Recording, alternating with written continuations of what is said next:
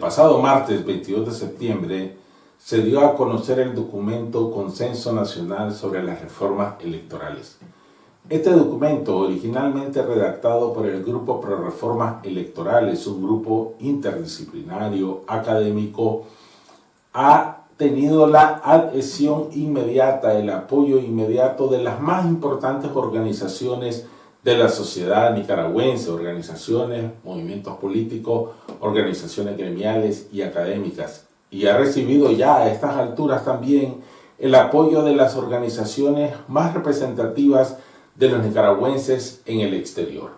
El día de hoy conversamos con Juan Diego Barberena, un joven abogado, miembro del equipo de la Unidad Nacional Azul y Blanco, que estuvo apoyando y aportando para este documento de consenso. Muchas gracias, Juan Diego, por estar aquí con nosotros en Platicandito para abordar este importante tema. Muchas gracias, Héctor, a vos por la invitación y para estar platicando también sobre un tema de tanta trascendencia para la sociedad nicaragüense y para el futuro político del país. Juan Diego, aunque el documento tiene la firma, en principio, la autoría del Grupo Pro Reformas Electorales, la Unidad Nacional Azul y Blanco y otros actores políticos estuvieron aportando al conjunto de propuestas ahora ya suscritas por distintos sectores. ¿Cómo se llegó hasta esto que se presentó el martes 22? ¿Qué camino se tuvo que recorrer? Hay varios procesos. Prácticamente este tema de las reformas electorales se inició a discutir en el grupo promotor de reformas electorales, que es un grupo facilitador académico, a mediados de 2018, plena insurrección popular. Luego la Unidad Nacional Azul y Blanco y la Alianza Cívica hicieron sus propuestas respectivas. El primer proceso fue el consenso que se logró de las tres propuestas, del grupo promotor, de la Unidad Nacional y de la Alianza Cívica. Una propuesta que fue presentada el 12 de diciembre de 2019. Luego de ese consenso, en enero de este año ya se inició una discusión más ampliada, en la cual estaban partidos políticos, como el PLC, como Ciudadanos por la Libertad, PRD, Yátama, el grupo promotor, desde luego, la Alianza Cívica y la Unidad Nacional Azul y Blanco. Ya el objeto de esta discusión más ampliada era precisamente lograr un consenso en base a la propuesta que había consensuado la Unidad Nacional, la Alianza Cívica y el grupo promotor. Parte de la propuesta que se presentó precisamente el martes ya había sido de alguna manera consensuada en ese bloque ampliado, como el tema de la elección de nuevos magistrados, la debida fiscalización, la observación electoral nacional e internacional irrestricta. Ya habían sido aspectos consensuados en ese bloque ampliado. No obstante, ya se llegó a los impases, como toda negociación política, sobre todo en un tema tan espinoso y sobre todo que hay partidos políticos de por medio que tienen sus posiciones muy particulares.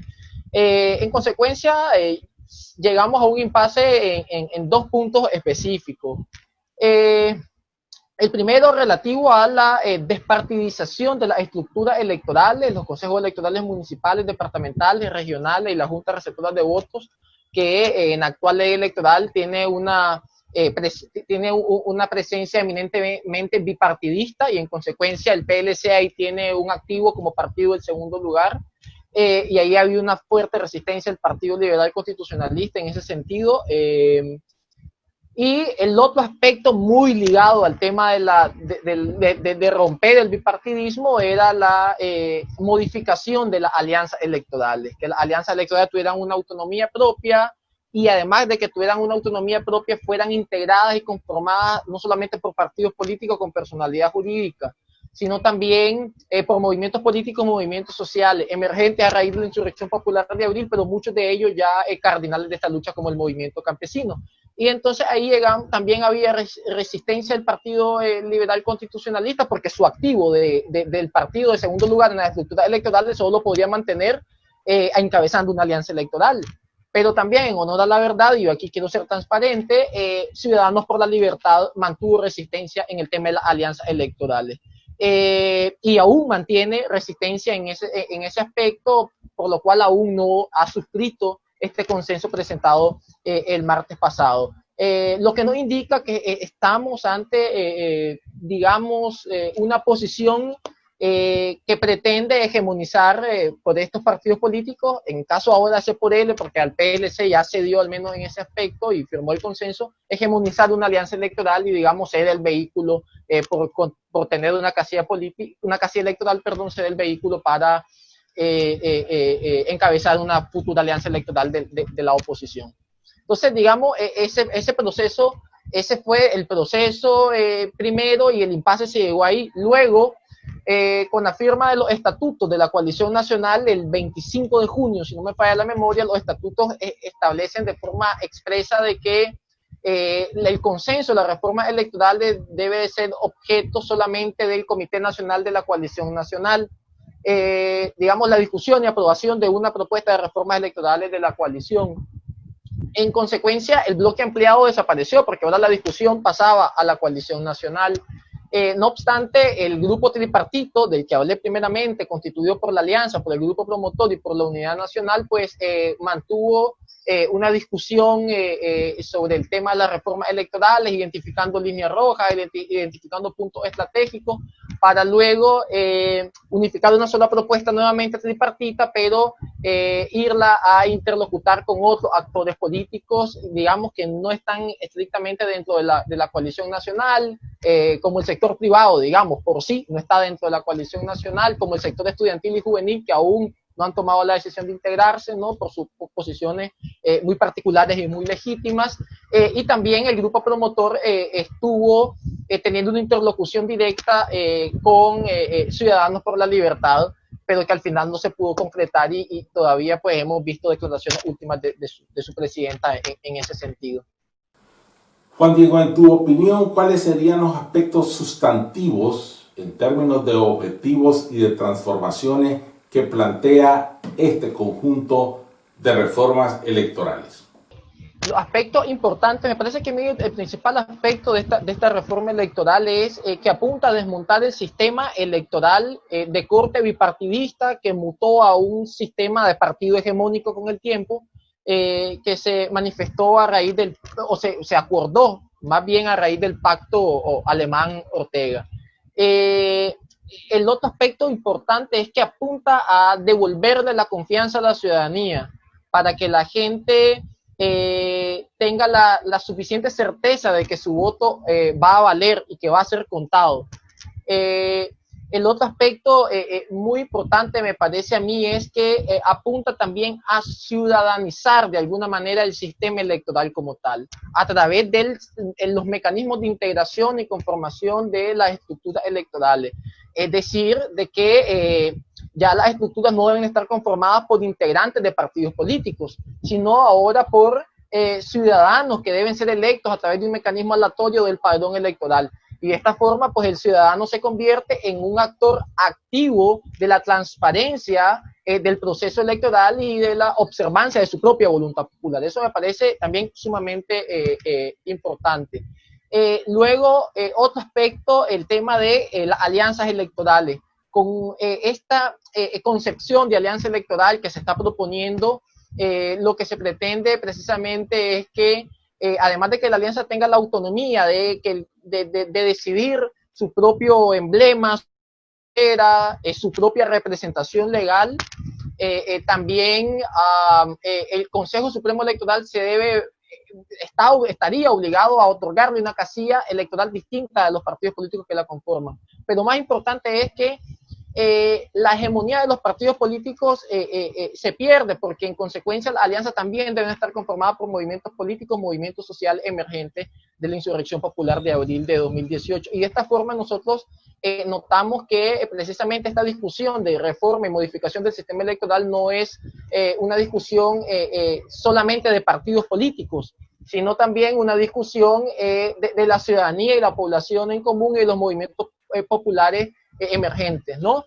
Y el otro aspecto que yo creo que es muy importante también es lo que conlleva reformas constitucionales. Desde la Unidad Nacional hemos estado insistiendo en la necesidad de que esta reforma electoral no solamente nos garantice unas buenas elecciones, sino que precisamente le garantice de previo la confianza a la gente y garantice un sistema electoral distinto.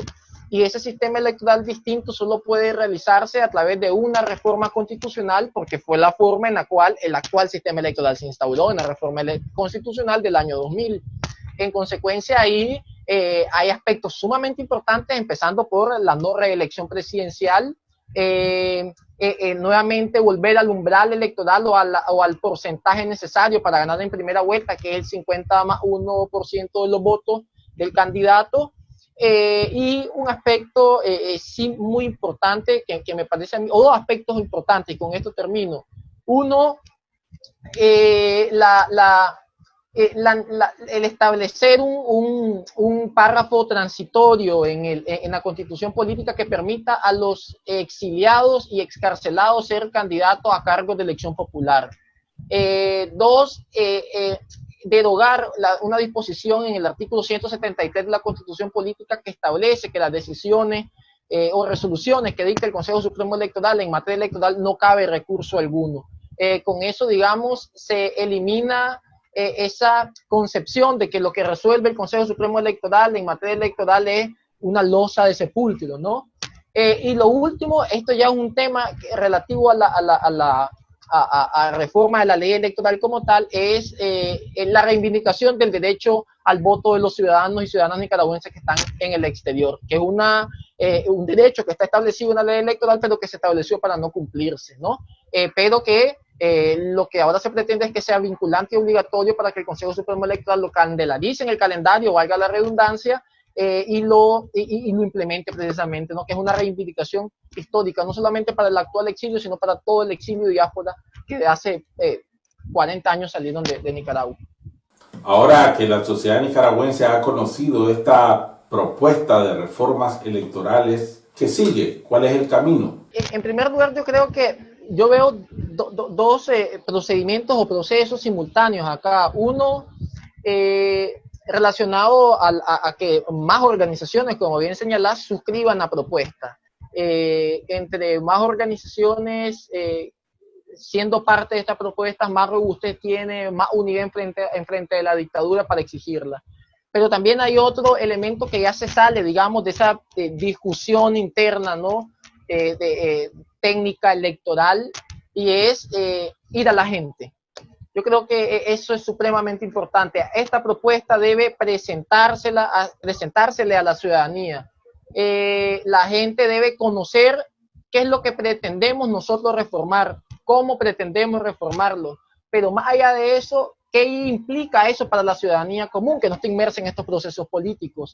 ¿En qué beneficia a la sociedad nicaragüense, a la población nicaragüense que quiere resolver esta crisis, y más aún a los que quieren que la dictadura sea derrocada? Entonces ahí ya entramos a una discusión política, a un debate político que las organizaciones deben de tomarlo en serio, y las declaraciones el martes de alguna manera de Violeta Granera apuntaban en ese sentido, de que esta propuesta electoral, de reforma electoral, perdón, deben de ser bajadas a las organizaciones territoriales, a las diferentes expresiones territoriales, deben de llevársele a la población nicaragüense en las comunidades, en las comarcas, en los municipios, en los departamentos, para que conozcan esto, a la par de una estrategia de comunicación política en las redes sociales, desde luego, en los medios de comunicaciones radiales, televisivos, escritos y demás. Pero lo importante es presentarse a la ciudadanía, que la gente absorbe esta propuesta de reforma electoral a la par de procesos de organización que la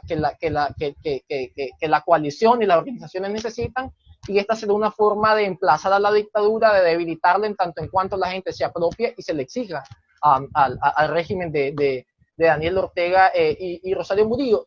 Y termino con esto. Esto también pasa por una estrategia de las organizaciones que conforman la coalición nacional de buscar cómo cambiar la correlación de fuerza para conquistar estas reformas electorales. Y parte del esfuerzo por hacer llegar el objetivo y el contenido de estas reformas electorales es este programa. Juan Diego, en términos legales y en términos políticos, en tu opinión, ¿hay tiempo para aplicar estas reformas y que las elecciones que están para dentro de 14 meses sean libres, transparentes, inclusivas?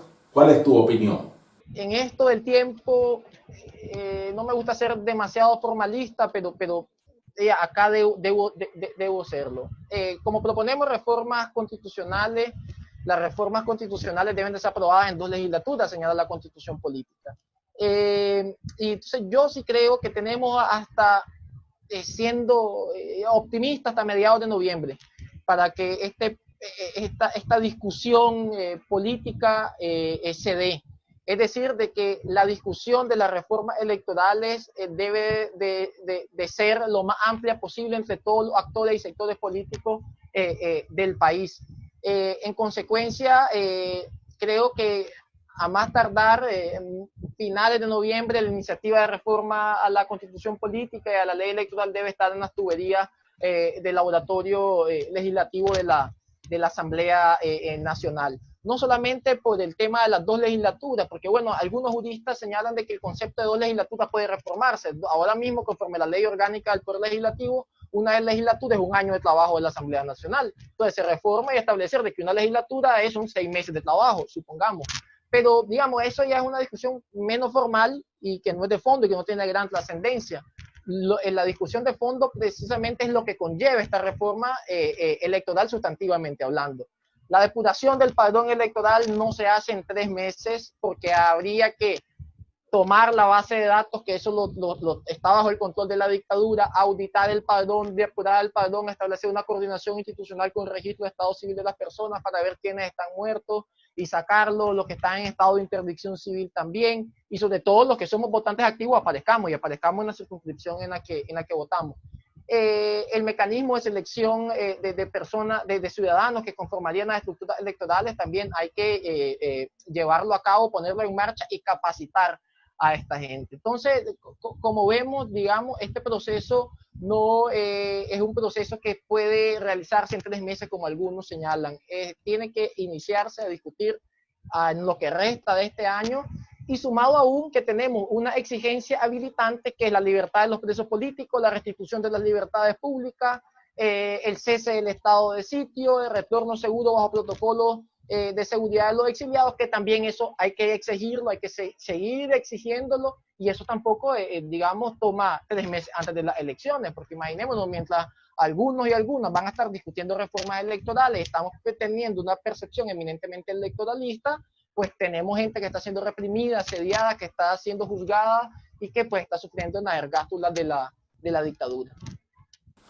En efecto, en política todos los problemas son un problema de correlación de fuerzas. Por eso la correlación de fuerzas nacional, que evidentemente favorece la transformación, pero que debe encontrar cauce legal para lograrlo, y el apoyo internacional, que también está claro, demanda a Ortega elecciones libres, debe expresarse en la conquista de estas reformas electorales. Muchas gracias, Juan Diego, por haber estado con nosotros, y realmente un gusto haberte tenido aquí. Muchas gracias, Héctor, por la invitación y por, bueno, esta rápida pero muy atinada conversación que tuvimos. Un placer. Y muchas gracias a ustedes, amigos, por estar aquí. Los esperamos el próximo viernes aquí en Platicandito. Hasta entonces.